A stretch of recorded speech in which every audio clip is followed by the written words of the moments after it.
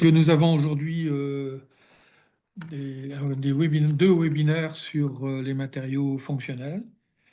Euh, le premier sera donné par Émilie Moulin, qui appartient directrice de recherche au CNRS à l'Institut Charles Sadron, Strasbourg, qui nous fait un webinaire sur les matériaux stimulables à partir des machines moléculaires. Alors, Émilie est donc directrice de recherche au CNRS, comme je vous l'ai dit, à l'Institut Charles Sadron. Ses travaux de recherche portent sur la synthèse de systèmes auto-assemblés et l'intégration de machines moléculaires au sein de réseaux polymères pour accéder à des matériaux stimulables. Ces travaux ont conduit à 71 publications dans des journaux à fort impact: Nature Nanotech, Nature Chemistry, American Chemistry Society, Angiochemistry et d'autres.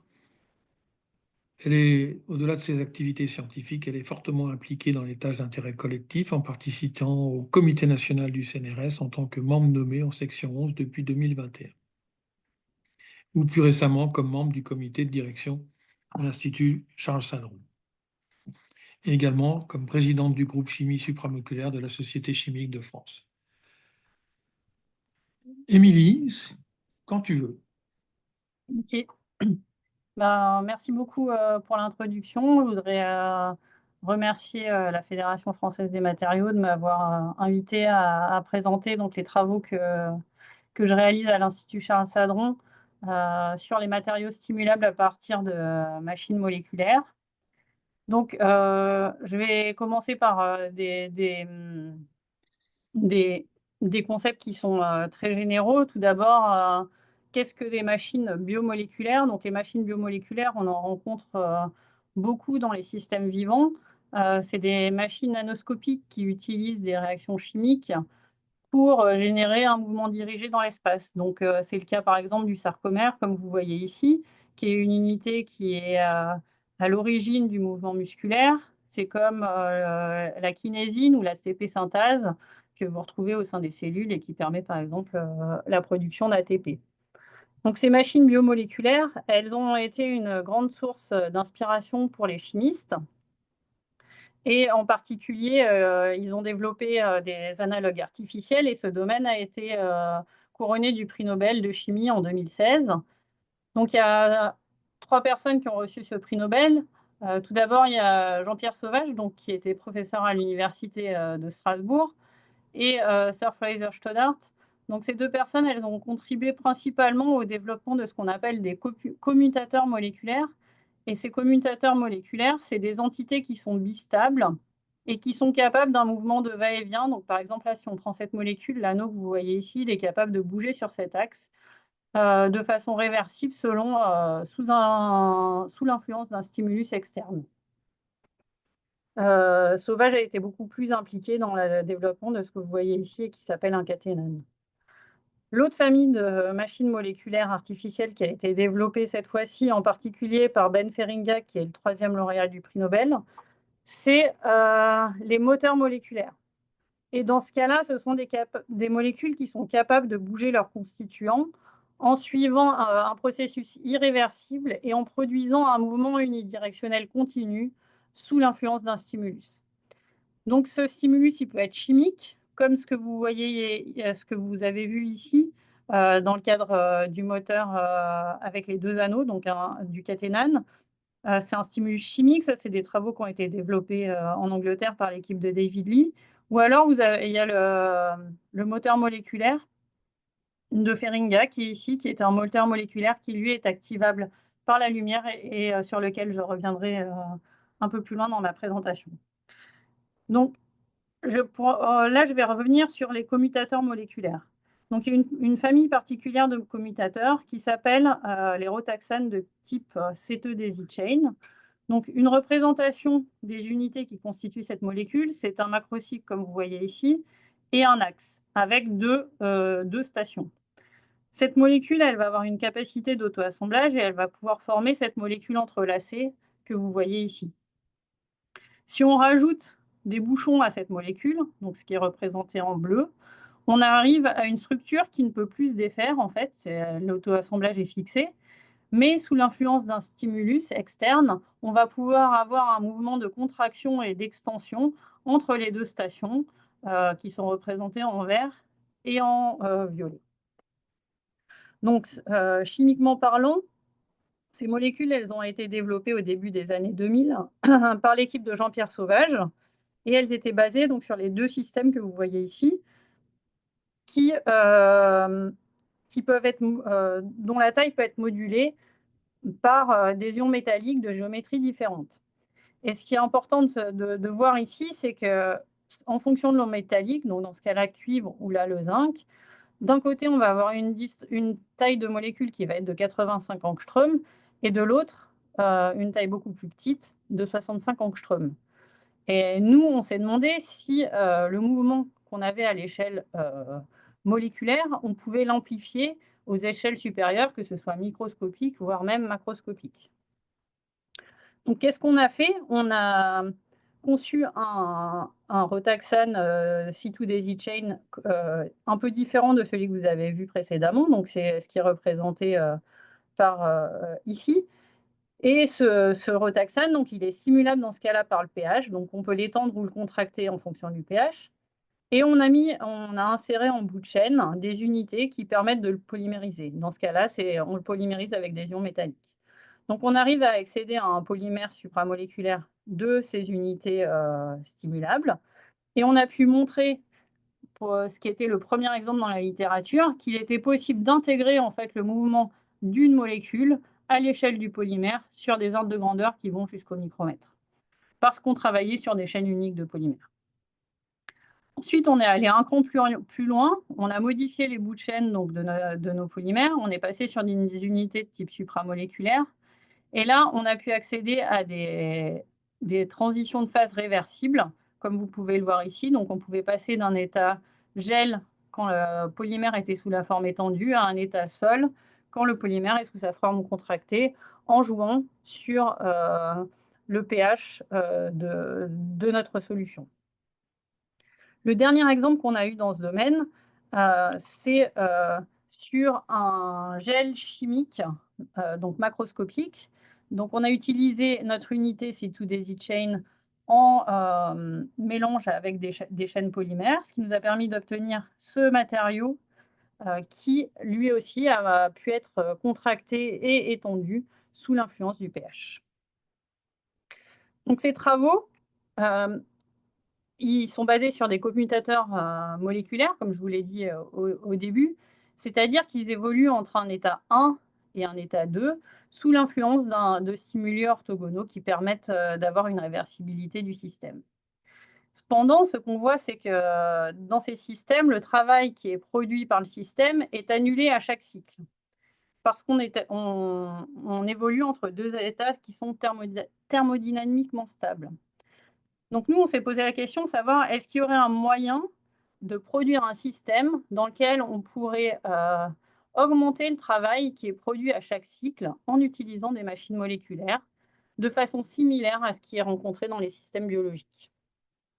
Et une façon de répondre à cette problématique, c'est d'utiliser un mécanisme de type cliquet qui a été développé en fait dans ce qu'on appelle les moteurs moléculaires. Donc, comme je vous l'ai dit tout à l'heure, les moteurs moléculaires, ce sont des unités qui sont capables de bouger leur constitution selon un processus irréversible et de produire un mouvement directionnel continu sous l'influence d'un stimulus. Donc ça, c'est l'exemple du moteur moléculaire développé par l'équipe du groupe de Ben Feringa. C'est un alcène encombré qui est capable de produire une rotation unidirectionnelle sous irradiation UV selon un processus en 4 étapes qui induit une isomérisation de la double liaison et une inversion thermale d'hélice. Et on s'est demandé s'il était possible d'intégrer ces moteurs moléculaires au sein de chaînes polymères ou de réseaux pour générer un travail.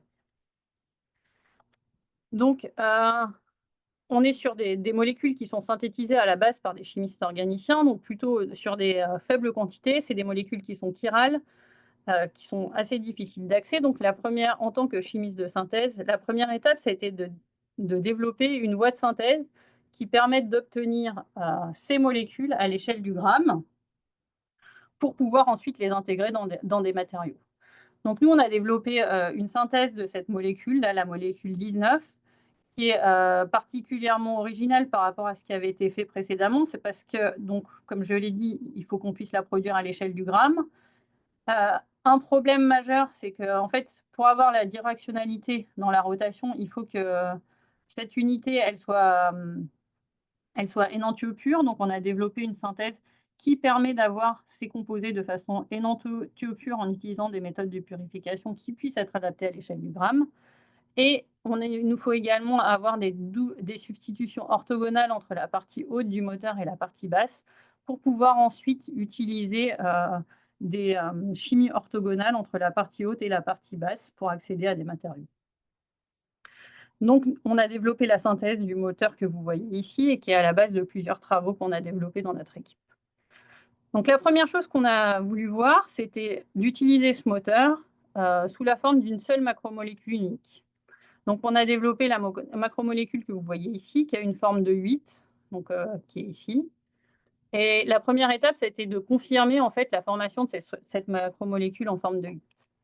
Et ça a pu être réalisé par microscopie à force atomique. Comme vous voyez ici, on voit bien, on a pu isoler les macromolécules uniques. Ensuite, on a voulu voir qu'est-ce qui se passait si on activait en fait cette macromolécule par la lumière. Et dans ce cas-là, qu'est-ce qu'on voit? On voit qu'on a perdu complètement la morphologie en 8, qu'on a des chaînes qui sont plutôt, enfin des objets qui sont très enroulés. Et en fait, c'est en accord avec l'enroulement des chaînes polymères autour du moteur qui conduit à donc la disparition de la forme en 8. Et ces études microscopiques ont été confirmées par des études de diffraction des rayons X aux petits angles, où on observe la courbe en cloche que vous voyez ici en 8, qui est caractéristique d'une macromolécule en 8. Et sous irradiation, on voit une augmentation de l'intensité, un déplacement vers des vecteurs d'onde plus petits, qui est caractéristique d'un rayon de gyration plus petit et d'une augmentation de la densité interne des chaînes polymères enroulées. Ces résultats, ils ont également pu être confirmés par diffusion dynamique de la lumière, où on observe avant et après irradiation une diminution du volume d'élution par chromatographie d'exclusion stérique. Et on voit que cette macromolécule enroulée est stable dans le noir, même à 20 degrés, même pendant 20 heures, pardon, à 45 degrés. On s'est demandé, donc dans ce cas-là, on est sur des macromolécules avec un degré de polymérisation d'environ de plus d'une centaine. On s'est demandé qu'est-ce qui pouvait se passer si on avait une chaîne qui était très courte. Donc là, avec uniquement 5 monomères. Est-ce qu'on pouvait avoir un système qui deviendrait réversible alors que le moteur est censé tourner uniquement d'un côté? Donc pour ça, on a synthétisé la molécule avec 5 unités. On a pu l'isoler par chromatographie en phase liquide. On voit son temps de rétention ici. Et si on irradie cette macromolécule en 8, qu'est-ce qu'on observe? En fait, on arrive par chromatographie à isoler les différents intermédiaires. Donc 1 tour, 2 tours, 3 tours, comme vous pouvez le voir ici. Et on voit qu'après 35 minutes d'irradiation, on va préférentiellement former donc W12, la macromolécule avec 2 tours, et W13, la macromolécule avec 3 tours. Et ce qui est intéressant, c'est que si on laisse ce système évoluer dans le noir, on arrive à revenir à notre état initial W1, donc la macromolécule initiale, ce qui paraissait un peu contre-intuitif puisque le moteur est censé tourner dans un sens. Donc, en fait, avec notre système de chaînes plutôt courtes, on a réussi à former un moteur réversible sous tension. Et grâce à des analyses des cinétiques d'enroulement et de désenroulement des chaînes, également des calculs d'énergie d'activation durant la phase de désenroulement, on a pu démontrer pour la première fois quel était le travail produit par le moteur, c'est-à-dire 13,2 kJ par mol, ce qui correspond à environ un couple de 2 piconewtons par nanomètre.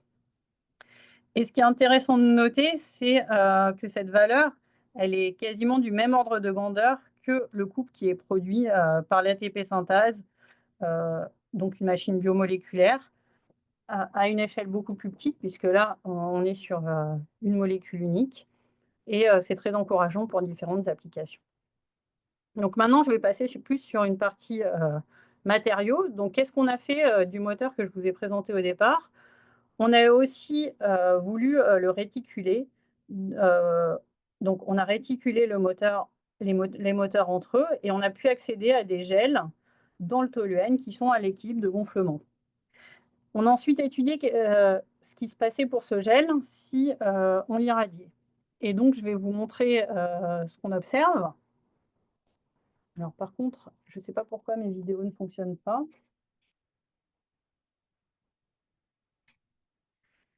Je vais juste sortir et essayer de le... Ah, c'est bon.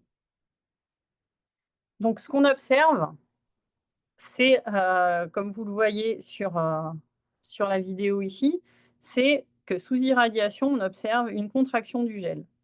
Et en fait, ce gel, il se contracte parce que les moteurs tournent et ils enroulent les chaînes polymères. Et l'enroulement des chaînes polymères conduit à la contraction du gel. On a démontré cela grâce à des études de microscopie par force atomique, où on a pu analyser le gel. Donc, on observe des pores de 8 nanomètres par AFM. Et ce qui est intéressant, c'est que quand on observe le gel contracté, on voit une augmentation de la taille des pores. Et cette augmentation, elle est due à l'enroulement en fait, des chaînes qui libèrent de l'espace dans le gel. Et ces résultats, ils ont pu être confirmés par des manips de diffusion du rayonnement aux petits angles qui ont permis de déterminer que la maille du réseau, elle augmentait avec l'irradiation, mais qui a également démontré la présence d'hétérogénéité dans le gel. Donc, pour essayer de s'affranchir un peu de ces hétérogénéités, on a regardé ce qui se passait dans le cadre d'hydrogel et quels pouvaient être les paramètres qui permettaient d'avoir une contraction plus efficace. En particulier, on a regardé l'influence de la puissance lumineuse et on a remarqué que plus la puissance lumineuse augmentait, plus la contraction se faisait rapidement. Et on arrive en fait à avoir des diminutions qui sont d'environ 10 fois plus rapides avec en augmentant la puissance par 10. On peut également jouer sur l'épaisseur du gel. On remarque que plus le gel est petit, plus la contraction sera rapide. Et l'ensemble de ces travaux nous a permis de réaliser des mouvements de contraction sur des gels auto-supportés, comme vous pouvez le voir ici, qui peuvent se contracter sous l'influence de la lumière. Donc, et on a démontré que l'intensité lumineuse avait une influence importante sur l'efficacité de la contraction. Ces actionneurs macroscopiques, ils ont pu être utilisés pour soulever des poids. Et récemment, dans un matériau un peu plus avancé, on a pu démontrer que le moteur était capable de soulever plus de 2800 fois son propre poids. Donc jusqu'à maintenant, je vous ai montré ce qu'on avait fait avec des moteurs moléculaires de type Feringa, donc activables par la lumière. Très récemment, en collaboration avec l'équipe de David Lee en Angleterre, donc à l'université de Manchester, on a développé également un système de gel en utilisant cette fois-ci des moteurs qui sont activables chimiquement. Alors l'intérêt de ce moteur, c'est que en utilisant un carburant de chiralité différente, on va pouvoir le faire tourner dans un sens ou dans l'autre. Ce qui fait qu'on va pouvoir avoir une réversibilité au niveau de notre matériau. Donc on a tout d'abord synthétisé un gel avec le moteur, puis on a utilisé un carburant d'une chiralité S, ce qui a permis d'arriver au matériau contracté qui est défini ici. Puis, en utilisant le carburant de chiralité opposée, on a pu désenrouler les chaînes et réobtenir le gel étendu, puis qui a pu ensuite se recontracter. Et ce qui est intéressant de noter, c'est que dans ce cadre-là, on arrive à accéder à des gels qui sont contractile et réversible, ce qui n'était pas le cas avec les moteurs moléculaires activables par la lumière, et que cette réversibilité, elle est liée à l'utilisation de carburants de chiralité opposée. Ce qu'on voit également, c'est qu'à l'échelle nanoscopique, donc et microscopique par AFM, comme vous voyez sur ces 2 images, on a des observations qui sont similaires au niveau des pores entre le gel avant contraction et après contraction. Très récemment, on a également étudié quelle était l'influence des moteurs moléculaires dans des hydrogels supramoléculaires. Donc pour cela, on a intégré donc notre moteur à un système avec une diphénylalanine qui est connue pour former des hydrogels supramoléculaires par liaison hydrogène en particulier. Donc si on met ces 3 molécules ensemble, on arrive à l'hydrogel que vous voyez ici. Et si on irradie cet hydrogel, on arrive à avoir une transition de phase entre la phase gel et la phase sol à température ambiante. Et si on éteint la lumière et qu'on remet la solution dans le noir, on revient à notre phase gel. Ce qui est intéressant de noter, c'est que grâce à la lumière, on va pouvoir abaisser en fait la transition de phase qui était à environ 45 degrés dans le noir à 20 degrés sous irradiation lumineuse. Donc on a voulu étudier quel était l'aspect microscopique de ce gel, et on s'est rendu compte que c'était par donc TEM et AFM, on s'est rendu compte que c'était un réseau de fibres avec des architectures plutôt de type feuillet, et une distance entre feuillets qui est d'environ 0,9 nanomètres. Donc pour comprendre cet arrangement, on a fait des études de diffusion du rayonnement, d'infrarouge et de dichroïsme circulaire. Et les expériences de Sachs nous ont permis de confirmer la structure en feuillet. Les expériences de dichroïsme circulaire et d'infrarouge ont permis de démontrer qu'on avait des feuillets bêta antiparallèles qui étaient analogues aux fibres bêta-amyloïdes qu'on rencontre par exemple dans la maladie d'Alzheimer.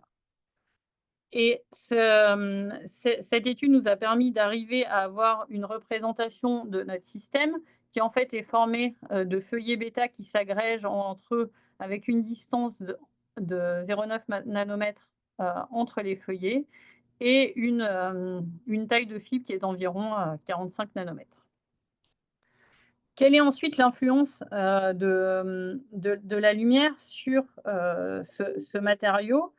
Donc avant irradiation, voici 2 images du matériau par TEM et AFM, et ce qu'on observe, c'est que sous irradiation, on perd complètement la structure fibrillaire du matériau, et ce qui est intéressant de voir, c'est que après avoir laissé le système évoluer dans le noir, on récupère en fait la structure fibrillaire comme on le voit ici aussi bien par AFM que par TEM. Donc en résumé, on a pu synthétiser un système motorisé hors équilibre dans lequel on évolue entre un état thermodynamiquement stable qui est le gel, qui sous irradiation lumineuse et par production de travail mécanique conduit à cet état photostationnaire hors équilibre en solution, et qui peut revenir ensuite à l'état thermodynamiquement stable dans le noir. Je vais finir par vous présenter des travaux qui viennent tout juste d'être acceptés dans Nature Nanotechnology, et dans lequel on a voulu étudier des molécules amphiphiles à l'interface RO au sein de cuves de Langmuir, et de voir quelle pouvait être l'influence de la compression sur le comportement à l'interface, notamment sous irradiation lumineuse. Donc ce qu'on a étudié, c'est l'évolution de l'air moléculaire en fonction de la compression, et enfin en fonction de la surface. Et ce qu'on observe, c'est que quand on n'a pas d'irradiation, on a un état qui est vraiment très amorphe. Ça a été observé après transfert de la couche à l'interface sur un substrat par la technique de Langmuir Blodgett. Si on regarde ce qui se passe sous irradiation, dans ce cas-là, on observe que l'apparition de fibres dont la taille augmente quand on diminue l'air moléculaire. Et ce résultat, il nous a paru assez contre-intuitif, parce qu'on pensait que l'irradiation qui allait mettre en mouvement le moteur allait induire du désordre au sein de la couche. Donc l'ordre observé à la surface a été confirmé par diffraction des rayons X à l'interface RO, avec l'apparition d'ordre caractéristique des distances d'empilement des moteurs. En résumé, en combinant des études expérimentales et théoriques, nous avons pu démontrer que l'irradiation permet de faire sortir les moteurs d'un état piégé cinétiquement vers un état plus haut en énergie, qui lui va pouvoir permettre l'empilement des moteurs et conduire à un processus de polymérisation supramoléculaire. Donc c'est ce qu'on voit avec la formation de ces fibres, conduisant à la formation de polymères supramoléculaires thermodynamiquement stables. Ainsi, lorsqu'on augmente la compression, on augmente la concentration. Donc on peut augmenter la taille des polymères supramoléculaires. Et ensuite, avec le temps et la compression, ces fibres uniques vont pouvoir s'agréger en des fermes beaucoup plus larges et épaisses. Cette étude démontre les opportunités qui peuvent être offertes donc par les moteurs moléculaires pour contrôler la polymérisation supramoléculaire et donc concevoir des nouveaux matériaux innovants. Je vais finir par un résumé de ce que je vous ai démontré. Donc, j'espère vous avoir montré que les moteurs moléculaires pouvaient être couplés à leur environnement par des chaînes et des réseaux de polymères, que ces moteurs moléculaires activables par la lumière pouvaient être réversibles sous charge, c'était le système de la macromolécule en 8, que le travail qui était produit était limité par la rotation en sens inverse, et que le travail produit était quand même suffisant pour pouvoir générer des actionneurs macroscopiques par intégration des trajectoires et des fréquences du moteur. Et donc, de conclure sur la possibilité d'accéder à des matériaux et des systèmes supramoléculaires complexes qui accumulent du travail à chaque cycle grâce au travail rotationnel autonome des moteurs moléculaires mis en jeu.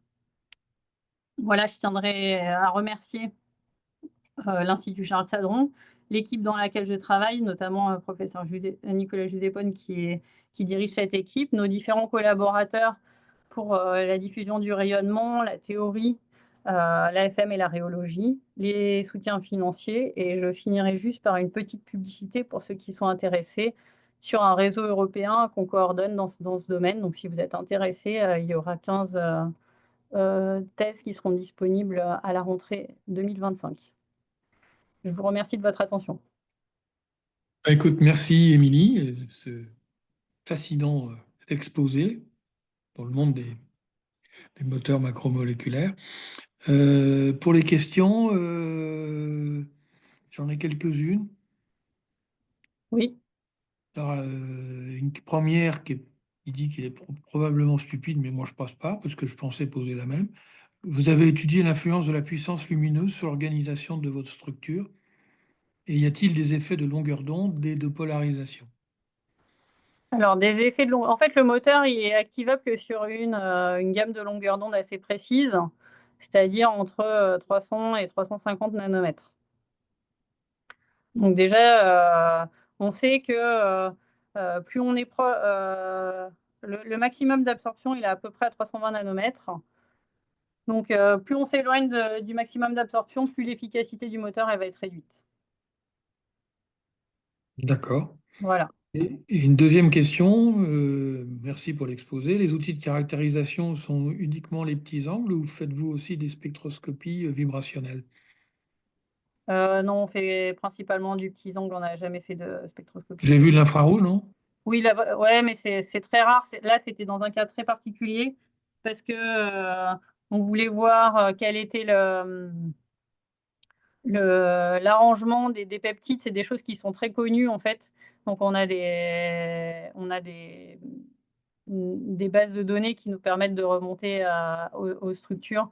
Donc ça, c'est vraiment dans un cas particulier. Sinon, on a une collaboration de longue date en fait avec Eric Buller à Paris, avec lequel on travaille pour tout ce qui est diffusion du rayonnement aux petits angles. Neutrons?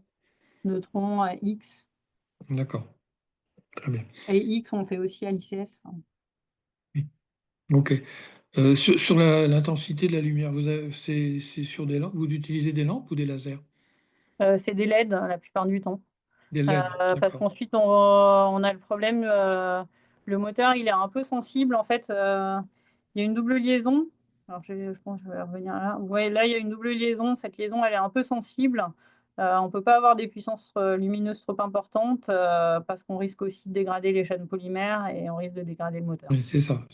Vous avez aussi des problèmes de dégâts d'irradiation, Voilà, potentiellement. Ok, ouais. très bien. Je ne vois plus d'autres questions sur le chat. Bah, écoute, Émilie, il est juste 13h30, c'est remarquable. On est exactement dans les temps. Je te remercie pour cet exposé. Merci à Et, vous.